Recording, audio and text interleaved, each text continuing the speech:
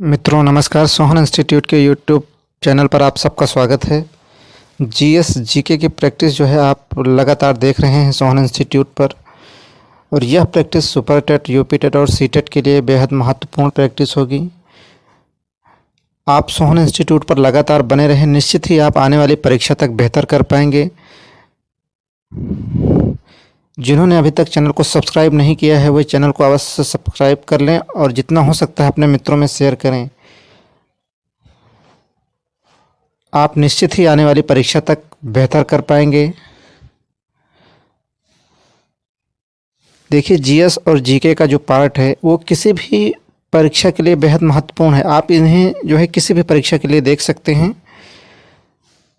और पहला ही क्वेश्चन देखिए, आपको स्क्रीन पर दिख रहा होगा। पहला प्रश्न आपसे पूछ रहा है कि निम्न में से भारत का मैकियावेली किसे कहा जाता है? क्या चाणक्य को, या राजा राम मोहन राय को, सरदार वल्लभ भाई पटेल को, या फिर समुद्रगुप्त को? देखिए, आपके सामने चार विकल्प दिए हैं और प्रश्न जो है आपसे पूछ रहा है कि निम्न में से भारत का मैकियावेली किसे को कहा जाता है? क्या चाणक्य को, राजा राम मोहन राय को, सरदार वल्लभ भाई पटेल को, या फिर समुद्रगुप्त को? तो देखिए, मैकियावेली जो है, भारत का जो मैकियावेली है वो चाणक्य को कहा जाता है। इसलिए आपका जो विकल्प सही होगा ऑप्शन ए सही हो जाएगा।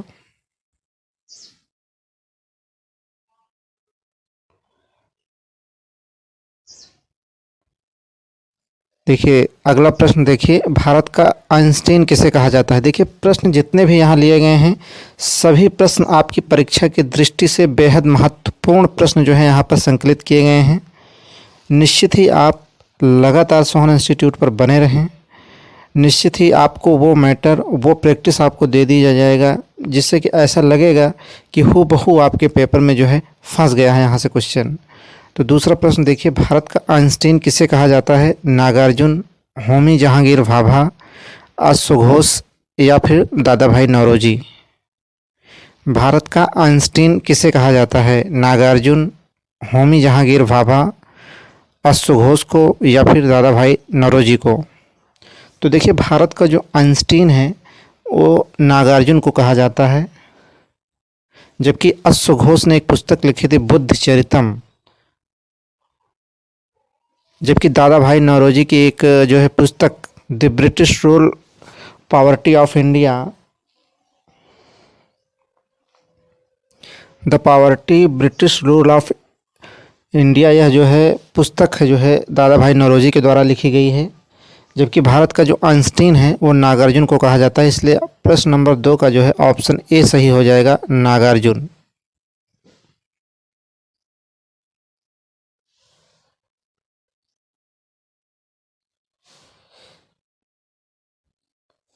अगला प्रश्न पूछ रहा है कि भारत में पंचायती राज व्यवस्था का जनक किसे माना जाता है? देखिए, प्रश्न ध्यान से पढ़िएगा क्योंकि प्रश्न पूछ रहा है कि भारत में पंचायती राज व्यवस्था का जनक जो है किसे माना जाता है? क्या लॉर्ड रिपन को माना जाता है, या बलवंत राय मेहता को, नॉर्मन बोरलॉग को, मनमोहन सिंह को? भारत में पंचायती राज व्यवस्था का जनक किसे माना जाता है? Option A Lord Ripon, option B Balwant Rai Mehta, option C Norman Borlaug, और ऑप्शन डी मनमोहन सिंह। तो देखिए, भारत में जो है पंचायती राज व्यवस्था का जनक जो है बलवंत राय मेहता को माना जाता है, जबकि नॉर्मन बोरलॉग को विश्व में हरित क्रांति का जनक माना जाता है। जबकि भारत में हरित क्रांति के जनक एम.एस. स्वामीनाथन, जबकि मनमोहन सिंह को जो है एलपीजी का जनक कहा जाता है। इसलिए ऑप्शन जो है बी सही होगा। यहाँ पर भारत में पंचायती राज व्यवस्था का जनक जो है वो बलवंत राय मेहता को माना जाता है।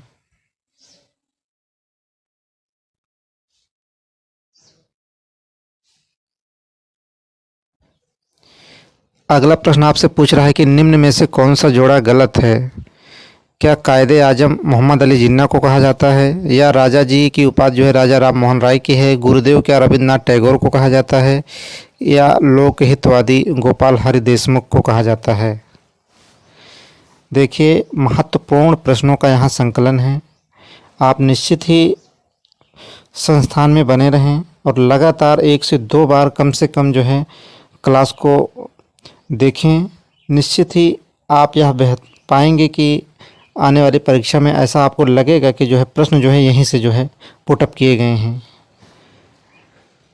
कायदे आजम मोहम्मद अली जिन्ना को, राजा जी क्या राजा राम मोहन राय को, गुरुदेव क्या रविन्द्रनाथ टैगोर को और लोक हितवादी क्या गोपाल हरि देशमुख को कहा जाता है। तो देखिए कायदे आजम जो है मोहम्मद अली जिन्ना को कहा जाता है, यह विकल्प जो है बिल्कुल सही है।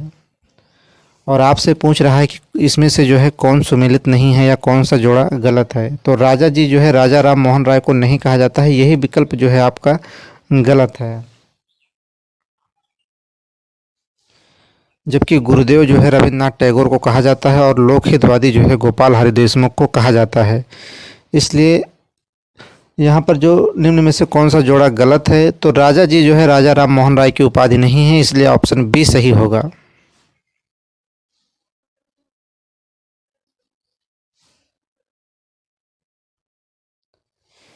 अगला प्रश्न आपसे पूछ रहा है कि जलियांवाला बाग हत्याकांड कब हुआ। 11 अप्रैल 1918 को, ऑप्शन बी 13 अप्रैल 1919 को, ऑप्शन सी जो है 14 अप्रैल 1912 को और ऑप्शन डी इनमें से कोई नहीं।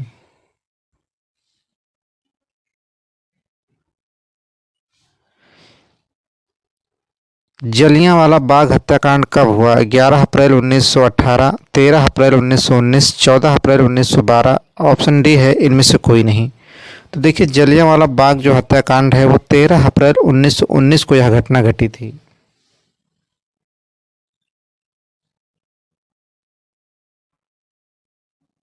ऑप्शन बी सही होगा। देखिए आप ऑप्शन में थोड़ा आप चेंज कर लेंगे।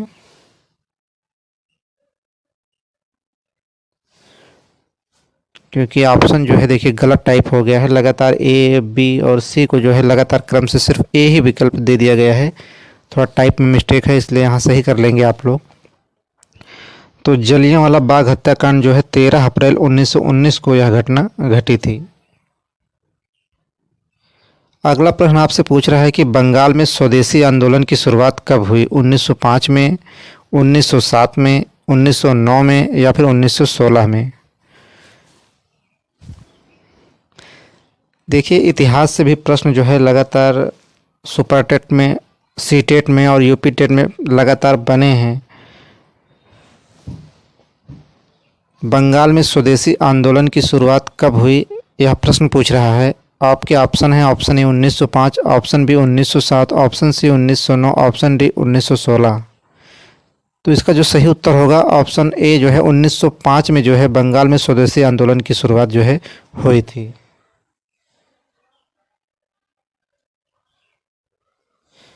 देखिए जिन मित्रों ने अभी तक क्लास को जो है शेयर नहीं किया है वो शेयर कर दें, और जो मित्र अभी तक क्लास में नए हैं वो चैनल को सब्सक्राइब अवश्य कर लें। अगला प्रश्न देखिए आपसे पूछ रहा है कि निम्न में से किस शहर को सिलिकॉन वैली के नाम से जाना जाता है। प्रश्न बहुत ही महत्वपूर्ण है। निम्न में से किस शहर को सिलिकॉन वैली के नाम से जाना जाता है। बेंगलुरु, भोपाल, मसूरी या फिर कन्नौज को। तो देखिए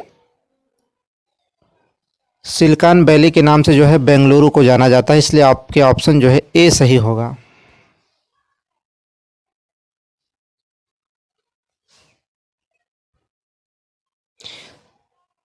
देखिए जितना हो सकता है क्लास को शेयर करें, अपने मित्रों तक पहुंचाएं, और जो मित्र अभी तक नए हैं क्लास को जो है जितना हो सकता है शेयर करें, और चैनल को जितना से जितना हो सकता है उतना सब्सक्राइब अवश्य करें। क्योंकि जो है आपका सपोर्ट हमें मोटिवेट करता है कुछ अच्छा कुछ बेहतर करने के लिए। भारत में चीनी का कटोरा किस राज्य को कहा जाता है। उत्तर प्रदेश, महाराष्ट्र, पश्चिम बंगाल, तमिलनाडु। प्रश्न पूछ रहा है कि भारत में चीनी का कटोरा किस राज्य को कहा जाता है। क्या उत्तर प्रदेश को, महाराष्ट्र को, पश्चिम बंगाल को या फिर तमिलनाडु को।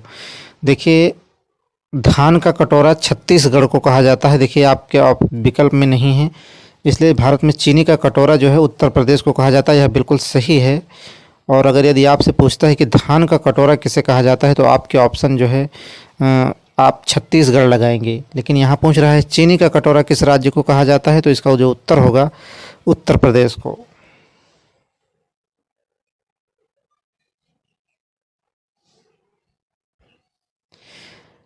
अगला प्रश्न पूछ रहा है कि बल का मात्रक है एम्पियर, न्यूटन, सेंटीग्रेड या फिर जूल। बल का मात्रक है एम्पियर, न्यूटन, सेंटीग्रेड, जूल। देखिए इस प्रैक्टिस में प्रत्येक भाग को जो है कवर करने की कोशिश की गई है।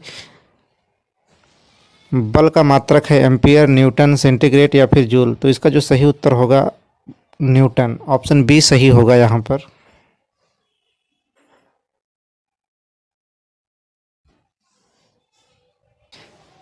निम्न में से कौन सा जोड़ा सुमेलित नहीं है? प्रश्न आपसे पूछ रहा है कि कौन सा जोड़ा जो है सुमेलित नहीं है। एनीमोमीटर से क्या वायु की चाल का मापन होता है? अमीटर से क्या विद्युत धारा का? टेक्योमीटर से क्या दाब का? पायरोमीटर से क्या उच्च ताप का? प्रश्न आपसे पूछ रहा है कि निम्न में से कौन सा जोड़ा सुमेलित नहीं है? एनीमोमीटर से क्या वायु की चाल? अमीटर से क्या विद्युत धारा? टेक्योमीटर से दाब? क्या पायरोमीटर से उच्च ताप का मापन होता है? तो देखिए इसमें जो है एनीमोमीटर से वायु की चाल का मापन होता है, यह सही है। अमीटर से विद्युत धारा, जबकि पायरोमीटर से उच्च ताप। तो ये तीनों जो हैं सही हैं, लेकिन आपसे पूछ रहा है कि कौन सा जोड़ा गलत है, इसलिए तीनों ही गलत हो जाएंगे। और जो आपका सही विकल्प होगा ऑप्शन सी, टेक्योमीटर से जो है दाब का मापन नहीं होता है, और यही सही विकल्प होगा आपका, क्योंकि आपसे यह पूछ रहा है कि कौन सा जोड़ा सुमेलित नहीं है।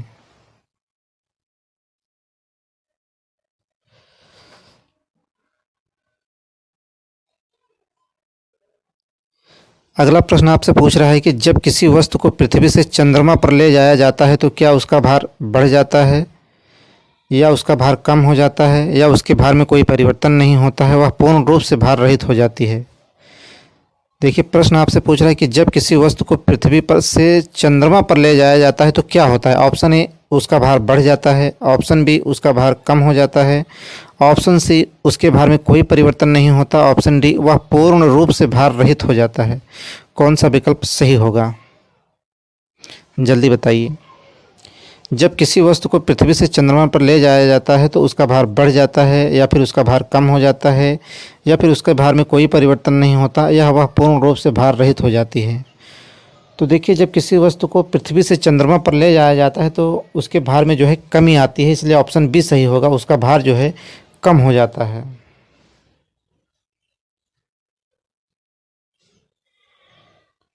इसलिए ऑप्शन बी सही होगा यहाँ पर। अगला प्रश्न आपसे पूछ रहा है कि मनुष्यों के लिए मानक ध्वनि का स्तर है 90 decibel, 60 decibel, 120 decibel, 100 decibel.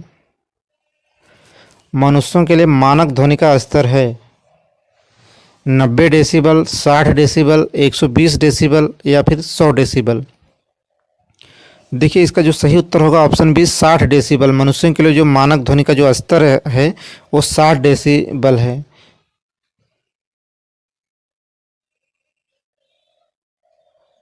Option B सही होगा। आइए अगला प्रश्न देखते हैं। अगला प्रश्न देखते हैं। प्रश्न पूछ रहा है कि रेडियो तरंगों के विक्षेपण के लिए वायुमंडल की कौन सी परत जो है जिम्मेदार होती है? क्षोभ मंडल, समताप मंडल, मध्य मंडल या फिर आयन मंडल। तो देखिए क्षोभ मंडल में मौसम संबंधी घटनाएं होती हैं, जबकि मध्य मंडल सबसे ठंडा मंडल है, जबकि आयन मंडल में जो है रेडियो तरंगी संबंधी जो घटनाएं होती हैं। इसलिए जो है इसका जो सही विकल्प होगा ऑप्शन डी, आयन मंडल।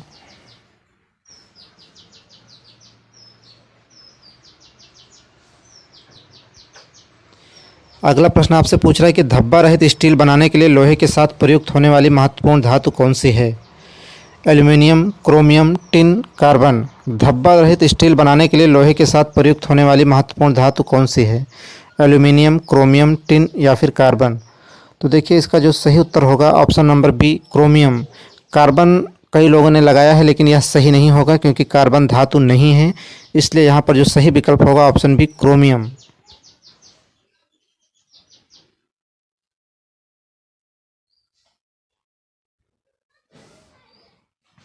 अगला प्रश्न आपसे पूछ रहा है कि निम्नलिखित में से कब विश्व वन दिवस मनाया जाता है? 3 मार्च, 8 मार्च, 15 मार्च या फिर 21 मार्च। प्रश्न आपसे पूछ रहा है कि निम्न में से कब जो है विश्व वन दिवस मनाया जाता है? 3 मार्च, 8 मार्च, 15 मार्च या फिर 21 मार्च। देखिए ऊपर के तीनों ही विकल्प सही जो है गलत हैं, इसलिए यहाँ पर जो सही विकल्प होगा ऑप्शन डी, 21 मार्च को जो है वन दिवस मनाया जाता है।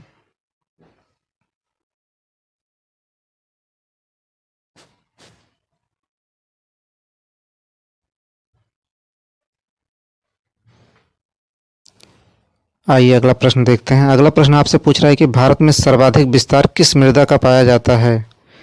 भारत में सर्वाधिक विस्तार किस मृदा का पाया जाता है। जलोढ़ मृदा, काली मृदा, पर्वतीय मृदा या फिर मरुस्थलीय मृदा। प्रश्न आपसे पूछ रहा है कि भारत में सर्वाधिक विस्तार किस मृदा का पाया जाता है। ऑप्शन ए जलोढ़ मृदा, ऑप्शन बी काली मृदा, ऑप्शन सी पर्वतीय मृदा या ऑप्शन डी मरुस्थलीय मृदा। तो देखिए भारत में सर्वाधिक विस्तार जिस मृदा का पाया जाता है वो ऑप्शन ए है, जो है जलोढ़ मृदा का विस्तार जो है भारत में सर्वाधिक पाया जाता है, इसलिए ऑप्शन ए सही होगा यहाँ पर।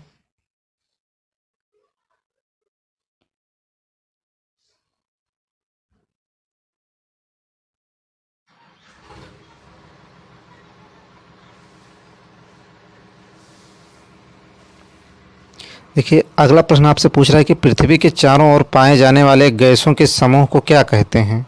स्थल मंडल, जल मंडल, वायुमंडल या फिर इनमें से कोई नहीं। पृथ्वी के चारों ओर पाए जाने वाले गैसों के समूह को क्या कहते हैं। स्थल मंडल, जल मंडल, वायुमंडल या फिर इनमें से कोई नहीं। तो जो है वायुमंडल कहते हैं, ऑप्शन सी सही होगा यहाँ पर।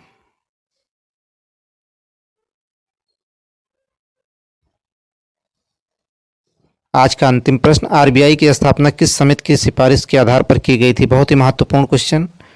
आरबीआई की स्थापना किस समिति की सिफारिश के आधार पर की गई थी। हिल्टन यंग समिति, शिवरामन समिति, केसी नियोगी समिति या फिर गोरावाला समिति के आधार पर। आरबीआई की स्थापना किस समिति के सिफारिश पर की गई। क्या हिल्टन यंग समिति, शिवरामन समिति या फिर केसी नियोगी समिति या फिर गोरावाला समिति। तो देखिए यहाँ पर जो विकल्प सही होगा ऑप्शन ए, हिल्टन यंग समिति के आधार पर जो है आरबीआई की स्थापना हुई थी, इसलिए ऑप्शन ए सही होगा यहाँ पर।